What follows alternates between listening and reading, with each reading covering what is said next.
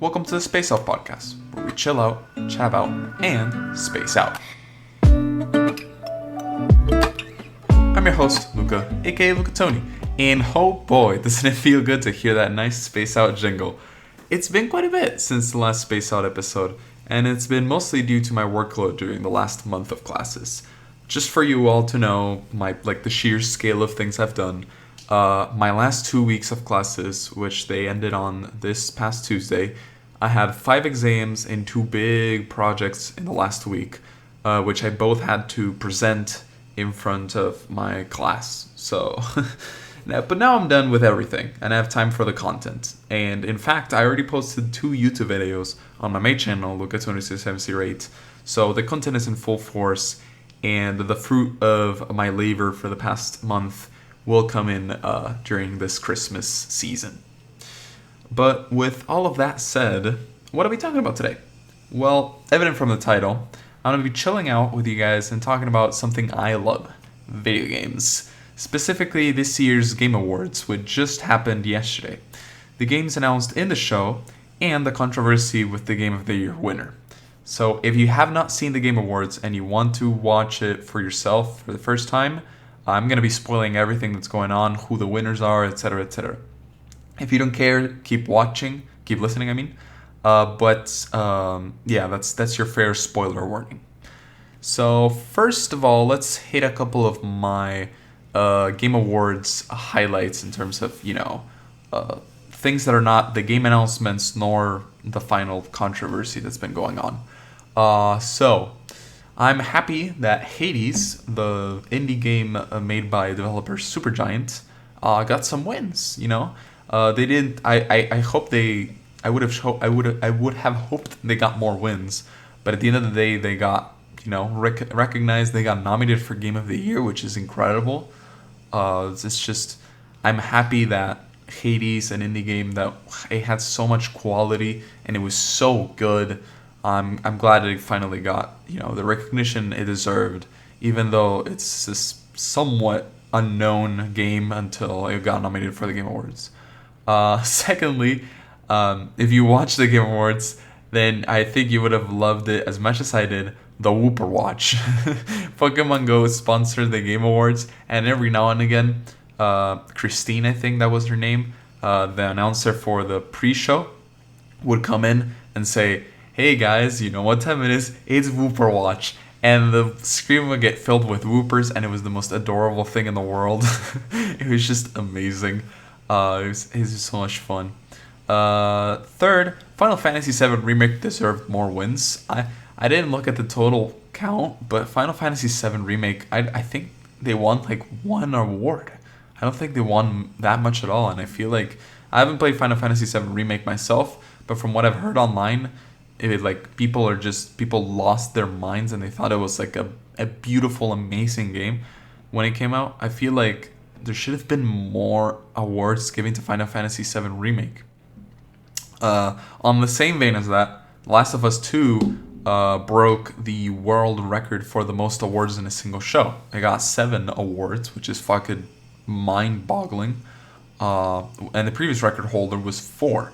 So that it's out of this world just how many awards Last of Us 2 got. But that's for later.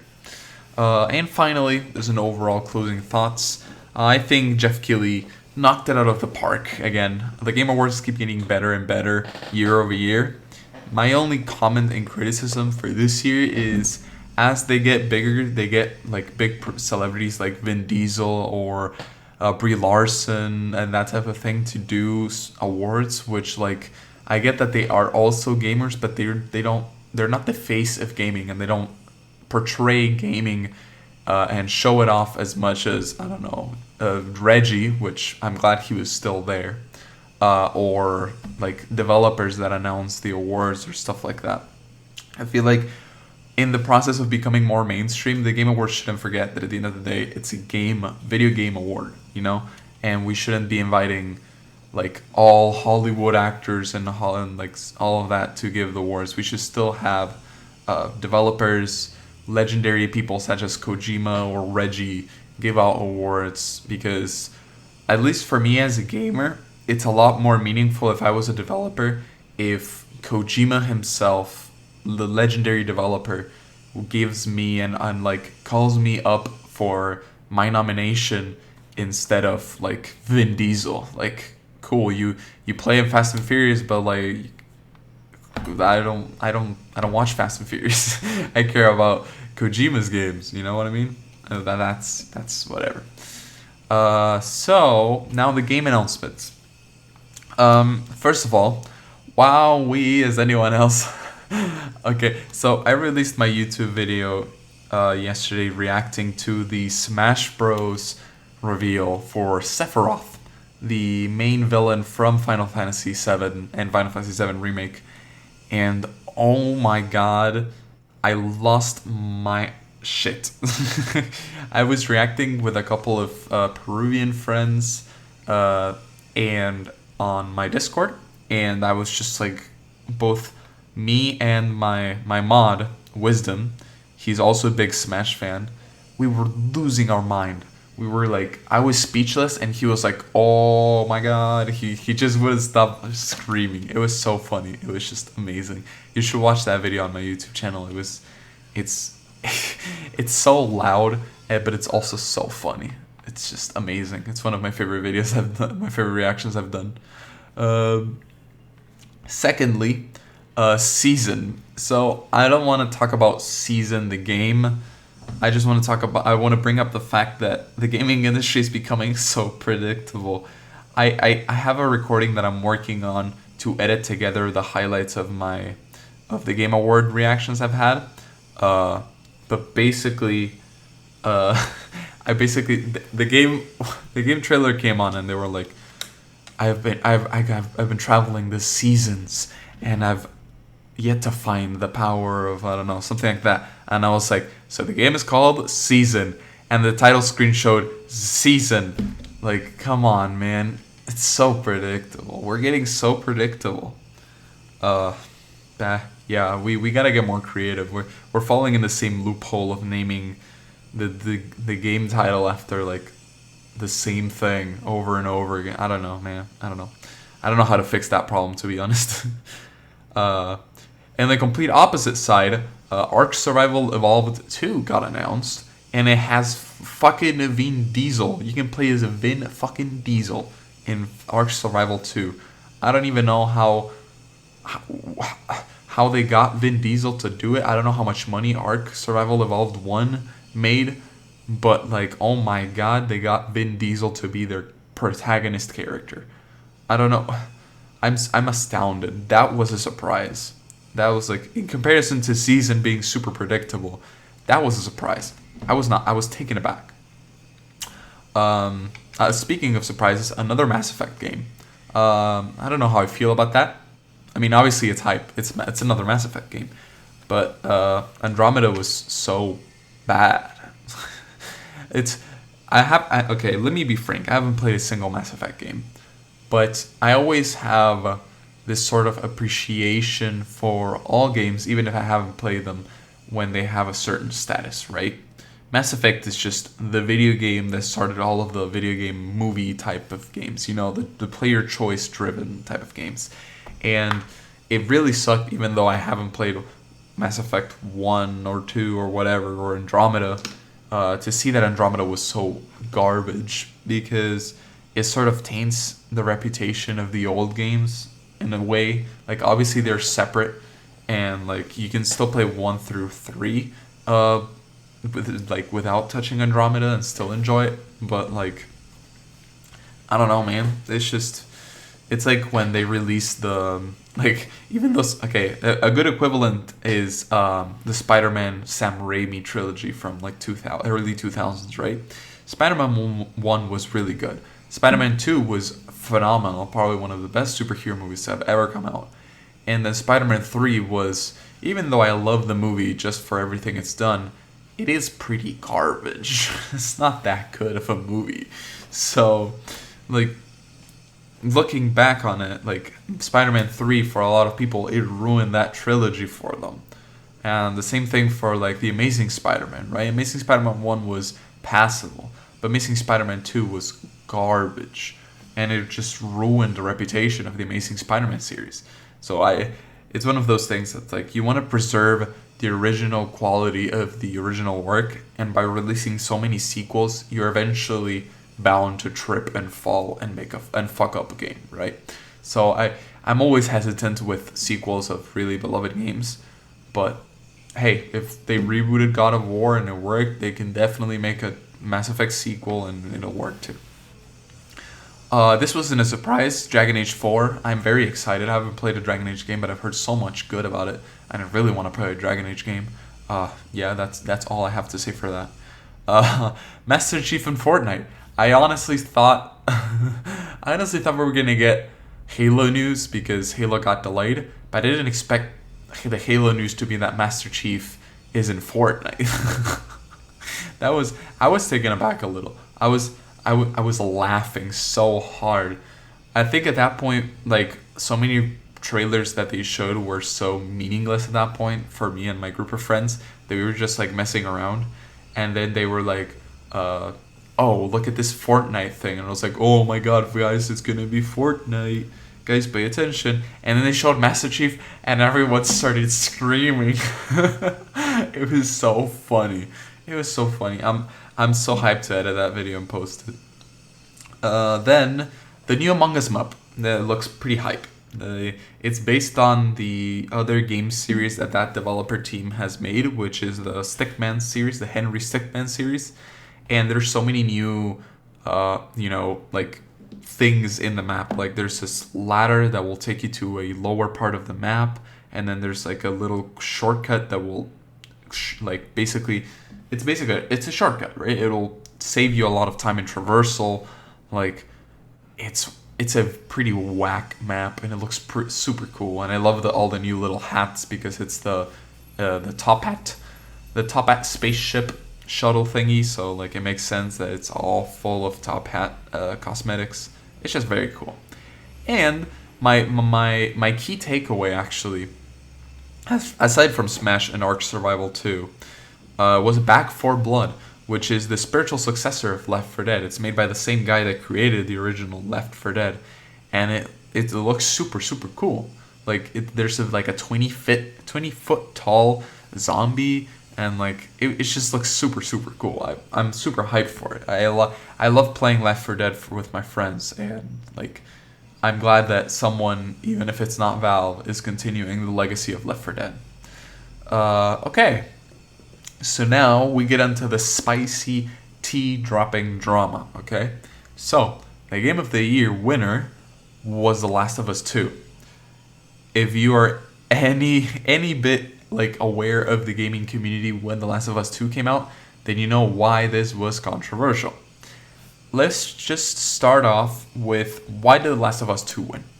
So, there's a very sort of iffy thing with the Game Awards that they don't really publicize all that much, but it is in their website that a lot of misconception from who wins the Game of the Year comes from the fact that who selects the winners in reality is not the people that are voting for it, it's the critics. So in the official website it says, winners are determined by a blended vote between the voting jury, which is 90%, and the public fan voting, which is 10%. Fans can vote for their favorite games on the GameAwards.com and also via social media platforms and select categories. So what that basically means is that because the critics love The Last of Us 2, it was bound to win. The whole controversy around The Last of Us 2 release was that a lot of people felt the review scores from the critics were way higher than it actually deserved. But that doesn't change the fact that the critics, which made the final decision in the voting jury for the Game Award, for the Game of the Year winner, were gonna favor The Last of Us 2. No shot for anything else. Like, the critics felt lukewarm in comparison to all other games that were nominated, like Ghost of Tsushima and Final Fantasy VII Remake. Even though they were like mind-blowing games, they didn't have as good of a score as The Last of Us 2 had. And the only exception of this being Hades, which received mass praise from like practically everyone under the sun, but because it's an indie game, the chances of it winning and competing against a Naughty Dog certified video game that's supposed to define a generation, like, it just had no chance, sadly. I wanted Hades to win, but it sadly had no chance. And the problem with everything that's going on is that the Game Awards don't really publicize the fact that their votes of the people don't really count all that much for their actual nomination votes. Most, if not all, but one of the awards are 90% critic chosen, which is why sometimes it feels like there's such a big disconnect between the Game Award winners and what people actually think. It's because it's not actually what the people think that's getting chosen. We're only the tiebreaker. So I think they should show the voting process more clearly, in my opinion. Like, mention it at the beginning of the show and right before the Game of the Year award is given, to like give a reminder to people, because this will keep happening. This controversy of like, how did this game win the Game of the Year award and not this other game, my favorite game, is just gonna happen time and time again. It's just that this year's more concentrated and like seen because it's The Last of Us 2. It has happened in 2019, it has happened in 2018, and it's going to continue happening unless they make this abundantly clear in the start and in the end of the presentation. Like, it's just going to keep happening. So in terms of my personal opinion, I would have loved, like I said, if Hades won instead. This is mainly because of a more moral situation, also that Hades is an incredible game, but a more moral situation for me. Naughty Dog, the company that made The Last of Us 2, is a company that sets terrible examples for the industry, because they overwork their developers to the bone. They ask 80-hour work weeks for, I think it was like almost half a year before the game came out, which also happened with Cyberpunk 2077, and it's also why I feel like even it's probably gonna win Game of the Year next year, but like I feel like it shouldn't, because we shouldn't set the precedent that like we reward video games that overwork their developers and all of that to the absolute bone. Like, it's absolutely abhorrent that like the week has 168 hours in it, and half of that time in your week like is spent working on the game. 12 hours a day with no weekend vacation, unless you have to do 16 hours a day during the week, is spent like developing the video game. It's just such a bad precedent that we're trying to get rid of, but we constantly reward developers with Game of the Year awards and nominations, and like, even it's so ironic because The Last of Us 2 won awards for accessibility and for innovation and moving the industry forward, but all of that was at the detriment of the people working on it, and it's just bad. It's just bad precedent. We should not reward companies like that. On the other hand, Supergiant, the developers of Hades, gave paid vacation and time off for their developers while developing Hades, which eventually just led to a better overall product. Like, Hades, in my opinion, is a more revolutionary game than The Last of Us 2 was. The Last of Us 2 grabbed everything that worked and was like key and encapsulated the sort of narrative-focused generation we've had with the PS4, and basically perfected it, right? It was just incredible, both in a technical and a visual perspective and like storytelling. Even if you didn't agree with the story, it was geniusly written, and like everything was really good. But like, Hades is just a more revolutionary game. Obviously, Hades isn't like the second coming of Christ. I'm making it sound like it is like that, but it's just it isn't, right? And it isn't as graphically impressive as The Last of Us 2. It's like a drawn comic art style almost, but it definitely is as beautiful with its incredible art direction, and like it's hella fun with its fast-paced and entertaining gameplay loops with like constantly high octane, having to think of everything that you do, and like it's equally incredible characters with immaculate writing and story. I feel like Hades would have been a much better precedent and a much better Game of the Year winner for this year, especially considering that due to 2020 being such a hard year with COVID for everyone. I think it would have been such a nice thing to see, a nice kind of wholesome story in the gaming industry, to see a developer that values the Game Awards valuing the developers that make their games and rewarding a truly commendable and great indie game. Thank you so much for listening through today's episode. I'm happy to be back on the mic, chilling out with you all. The grant for my classes was worth it, and the next few weeks will be the fruit of that labor. Also, remember that although The Last of Us 2 won, and you might extremely disagree with that choice, like I do, leave the developers of the games out of this, please. They just made the game they wanted to make. They can't control the public and critic perception. It was their creative vision, and even if you don't agree with how they went with the vision of their game, at the end of the day, they just created a product for everyone to enjoy. And if you didn't, that's all good as well. Just don't attack the developers for it. It's not the developers' choice. It was the critics. And don't attack critics either. At the end of the day, they're people too. They can make mistakes, and they also have opinions. So we should all respect each other nicely and amicably. But with all of that said, thank you for spacing out, and see you next week.